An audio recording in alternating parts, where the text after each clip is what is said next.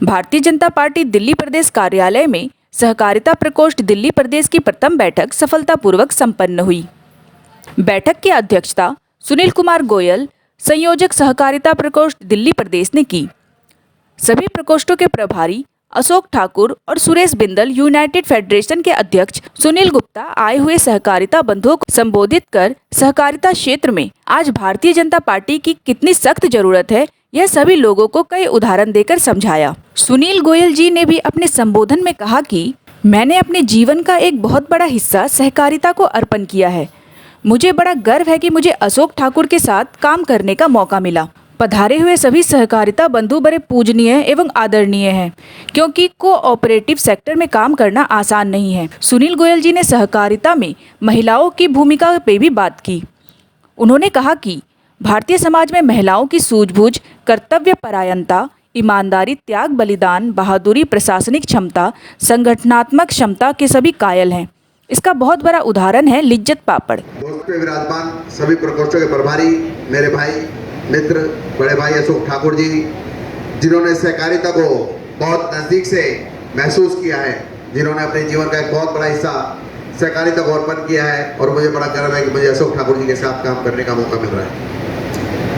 आपका बहुत बहुत अभिनंदन, बहुत बहुत आभार। यहाँ पर पधारे हुए सहकारिता बंधु, आप सभी बड़े पूजनीय हैं, आदरणीय हैं, वंदनीय हैं, क्योंकि कोऑपरेटिव सेक्टर में काम करना आसान नहीं है। यहाँ पर पाने के लिए कुछ भी नहीं है, और खोने के लिए आपका समय, वह समय जो आप अपने व्यापार और परिवार में देंगे तो उसका आपको बहुत बड़ा लाभ मिलेगा। परंतु आप उसके बावजूद कोऑपरेटिव सेक्टर समाज में उस वर्ग के लिए काम करते हैं जो आज बहुत सी सुविधाओं से वंचित है। उन्हें सूक्ष्म लोन उपलब्ध कराना, छोटे छोटे दुकानदारों को लोन उपलब्ध कराना, छोटे घरों के लिए लोन उपलब्ध कराना, उनको जीने और अपने छोटे घर बनाने में सहायता करना, सब वह कार्य है जो सरकार हर व्यक्ति के लिए नहीं कर सकती। ऐसे ही आज सभा में बहुत से महान व्यक्ति आए हुए हैं। सुनील गुप्ता जी, जिन्होंने कोऑपरेटिव सेक्टर में बहुत बड़ी जरूरत, एक फेडरेशन थी जिसको बनाने के लिए उन्होंने दिन रात एक कर दिया, और आखिर अपने उस सपने को पूरा कर कोऑपरेटिव सेक्टर में फेडरेशन बहुत अच्छा कार्य कर रही है। आदरणीय बिंदल जी, जिन्होंने हाउसिंग कोऑपरेटिव सोसाइटी में इतना काम किया है कि सरकार को जगाने के लिए हाउसिंग सोसाइटी में ऐसी ऐसी समस्याएं थी जिसे सरकार अवगत ही नहीं थी। सरकार को पता ही नहीं था कि इतनी बड़ी समस्याएं हाउसिंग कोऑपरेटिव में चल रही है, और एक उस सोसाइटी में रहने वाले फ्लैट्स में लोन लेने में उनको कितनी असुविधाएं आ रही हैं, उन सबको दूर करने के लिए बिंदल साहब ने बहुत काम करा है। जोरदार तालियां बजाएं बिंदल साहब के लिए। और बहुत से ऐसे नाम हैं, अगर मैं लेने जाऊंगा तो एक एक व्यक्ति 1,000 व्यक्ति को रिप्रेजेंट करता है। आप सभी का सहकारिता प्रकोष्ठ की प्रथम बैठक में हार्दिक अभिनंदन है। सभी को हाथ जोड़कर धन्यवाद और बहुत बहुत आभार प्रकट करता हूं। दोस्तों, पिछले कई वर्षों से देखने में आ रहा है कि सहकारिता क्षेत्र में कोई बड़ा कार्य भारतीय जनता पार्टी के अलावा अन्य राज्य सरकारों ने नहीं किया है, और सरकारों ने सहकारिता क्षेत्र में कभी विशेष ध्यान नहीं दिया। 6 जुलाई 2021 को भारत सरकार ने सहकारिता मंत्रालय को स्वतंत्र रूप से बनाया, तथा इसकी बागडोर हमारे प्रिय जुझारू और बेहतरीन प्रशासक हमारे गृह मंत्री श्री अमित शाह जी के हाथ में सौंपी। इसके पश्चात तो जैसे सहकारिता क्षेत्र में अंदर योजनाओं की बाढ़ सी आ गई। दोस्तों, एक बहुत बड़ा उदाहरण है यूपीएससी सिविल परीक्षा, जिसे आप सभी जानते हैं। विगत वर्षों में सहकारिता के ऊपर प्रश्न पूछे गए, तो ऐसा पहला कभी भी नहीं हुआ। मैं आपको एक प्रश्न को ही बता रहा हूँ जो सिविल परीक्षा में पूछा गया। कृषि वित्त प्रदान करने वाली वित्त संस्थाओं को किन किन बाधाओं और कसौटियों का सामना करना पड़ता है, और गांव में सहकारी समिति को छोड़कर ऋण संकट देने का कोई और भी ढांचा उपयुक्त हो सकता है क्या? ये यूपीएससी में बच्चों से क्वेश्चन पूछा गया। सोचिए, जब बच्चों से क्वेश्चन पूछा जाएगा जो आईएएस बन रहे हैं, जिन्हें सहकारिता के बारे में बहुत कुछ नहीं पता होगा, जब वो अपने क्षेत्र में आईएएस बन के जाएंगे तो इस सहकारिता के क्षेत्र में जरूर बहुत कार्य करेंगे। यह है भारतीय जनता पार्टी सरकार की उपलब्धि। सहकारिता दो शब्द सह प्लस कारिता से मिलकर बना है, जिसका अर्थ है मिलजुल कर कार्य करना। अनेक व्यक्तियों व संस्थाओं द्वारा किसी समान उद्देश्य की प्राप्ति के लिए मिलकर प्रयास करना सहकार कहलाता है। समान उद्देश्य की पूर्ति के लिए अनेक व्यक्तियों और संस्थाओं के सम्मिलित संस्था को सहकारी संस्था कहते हैं। सहकारिता के सिद्धांत है: प्रथम, स्वैच्छिक और खुली सदस्यता; द्वितीय, सदस्यों का लोकतांत्रिक नियंत्रण; तीसरा, सदस्यों की आर्थिक भागीदारी; चौथा, स्वायत्तता तथा स्वाधीनता। सहकारिता में महिलाओं की बहुत बड़ी भूमिका है। हमारे यशस्वी भारतीय प्रधानमंत्री श्री नरेंद्र मोदी जी ने विश्व की सबसे बड़ी अनाज भंडारण योजना को पायलट प्रोजेक्ट का भी उद्घाटन किया है, जिसका शुभारंभ वर्तमान में 11 राज्यों की 11 प्राथमिक कृषि ऋण समितियों में किया गया। भारत में सहकारिता क्षेत्र का नेटवर्क दुनिया के सबसे बड़े नेटवर्क में से एक है। इसमें 8 लाख से ज़्यादा सहकारी सोसाइटी है। सहकारी क्षेत्र के कुछ उदाहरण महाराष्ट्र में चीनी उत्पादन, केरल में सिक्कों का उद्योग, अमूल और सुधा डेयरी।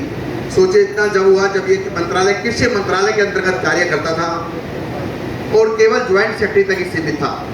अब तो सहकारिता मंत्रालय स्वतंत्र रूप से कार्य कर रहा है।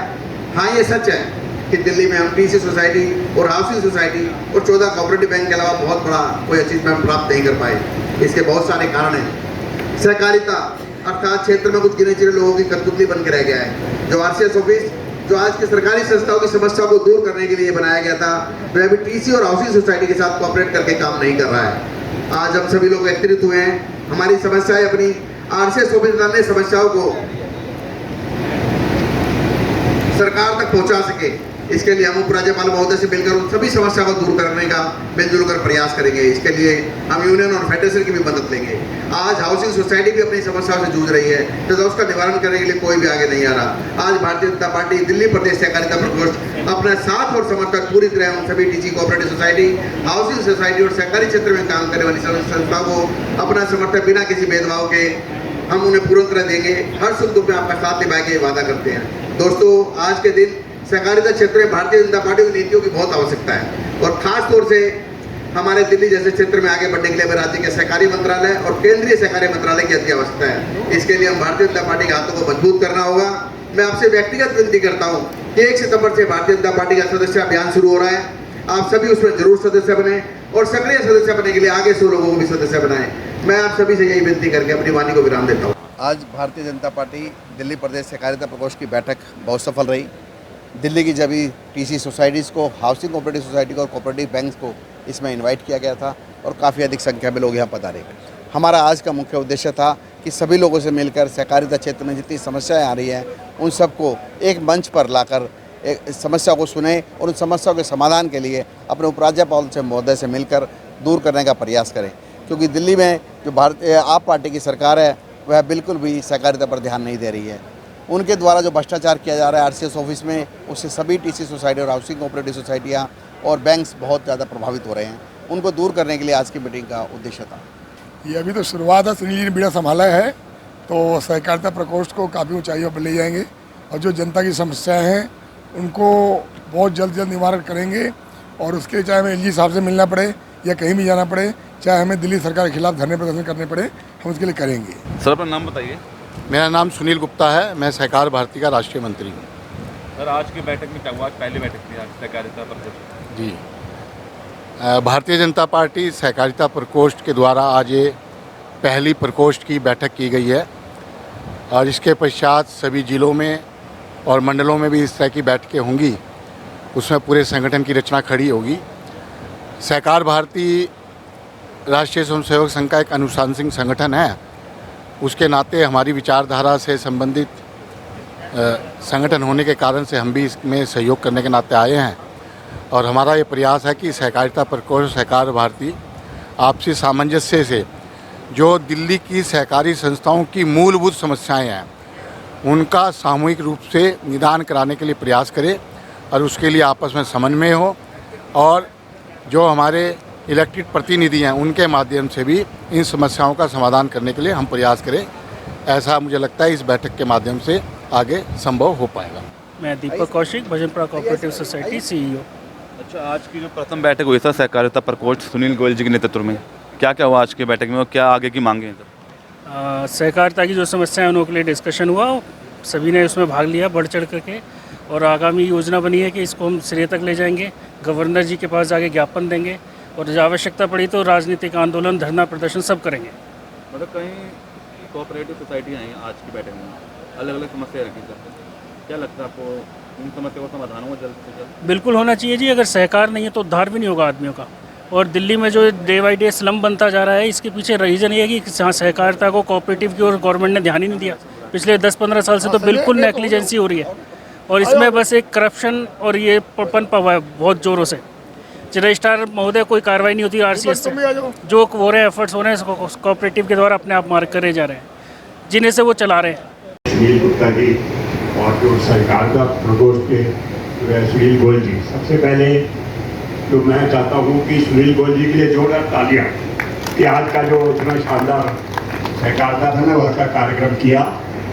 और मैं जो भी प्रॉब्लम है उसकी मुझे कहने की जरूरत नहीं है, सबको पता है। पिछले 10 सालों से हम सुनाते आ रहे हैं, उनको ही पता है, उन्होंने भी लिखा हुआ है, अभी बोल भी चुके हैं। ये इनके इतने बड़े लंबे भाषण में भी सब कुछ आ गए, तो ज़्यादा कहने की जरूरत नहीं है। सिर्फ ये है कि हम उनको टाइम देते हैं कि सरकार का फिर उसको बनाए, अच्छा चलाए। हम इनके साथ हैं, तन मन धन से साथ हैं, और जब भी कोई जरूरत पड़ेगी हम रहेंगे, सभी रहेंगे। आप सबकी तरफ से हम इनको बहुत मुबारक भी देते हैं और इनको कार्य करने का मौका भी देते हैं, और आगे मौका आप ले, भ्रष्टाचार को भी दूर करें। और सबसे बड़ी बात सिर्फ ये कहूँगा कि हर एक बंदा इसको कोई सेटिंग ना हो, वो कहता है लोन लेना है, तो ये लोन का जो एक छप्पा लग गया है ना, इसको हटाना है। ये सहकारिता में लोन नहीं होता, इसमें आपको जो है ना बैंक चाहिए। बैंक के तरफ कोऑपरेटिव भी है, आपके साथ सोशल काम भी है, तो सोशल काम के साथ करो। अशोक करो सिर्फ धन्यवाद। परेशानी बतानी पड़ेगी। ओम मैं आपको 2-3 चीजें बताना चाहता हूँ कि कभी भी जो है ना, ये मरे जिंदों का पैसा सोसाइटी नहीं देती है। इवन देन उनकी रिकवरी के लिए बहुत फास्ट चलती है, लेकिन मरे जिंदे हो जाते हैं, वो चाहते हैं उनके नॉमिनी सारा टिकट देते, लेकिन नहीं देती है। ऐसी कई सोसाइटीज हैं जिसके अंदर माँ झंडे वाली सबसे टॉप पे है। मैं आपको बता दूं, उनके मरे जिंदे लोग मेरे पास बहुत आए, और इवन देन लोन देने के बाद, रिकवर पूरा करने के बाद भी उनको एनओसी नहीं देते, उनकी सैलरी से कटता रहता है पैसा, उसका मिसयूज करते हैं। ऑडिटर के भी मैंने कंप्लेन करी, ऑडिटर की इंक्वायरी चल रही है, वहां के स्पेशल ऑडिट के लिए रजिस्ट्रार ने स्पेशल ऑडिट के लिए कहा, लेकिन इन्होंने स्पेशल ऑडिट नहीं कहा, कोर्ट के ऑर्डर हुए, उसको इधर उधर कर देते हैं, ड्रामा कर देते हैं। तो ये बड़ी समस्या। तीसरा ये है, आप अपना नाम और सोसाइटी का नाम भी बताएं। Ashok Kumar Sharma, manager retired from PSU, manager finance. और हमारा सभा करने का मकसद यही है, हमारी समस्याएं सुनी जानी चाहिए।